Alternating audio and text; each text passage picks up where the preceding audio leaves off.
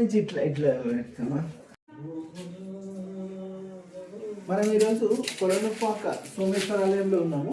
కుబేరుడి శిల్పం మనకు ధనవంతుడు అంటే మనకు పురాణ కథల్లో చూస్తాం కదా, ధనానికి అధిపతి కుబేరుడు అని చెప్తారు కదా.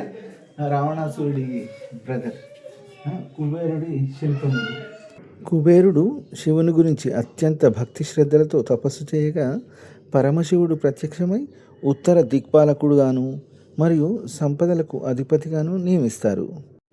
శివుడి నవనిధులకు అధిపతి అయిన కుబేరుడు కాస్త పొట్టిగా కుంభం లాంటి పొట్టతో ఉంటారు.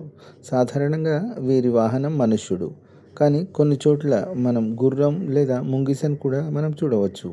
కుబేరుడు అభయముద్ర, గధ, ధనప్సంచి మరియు మాదిపలంతో ఉంటారు.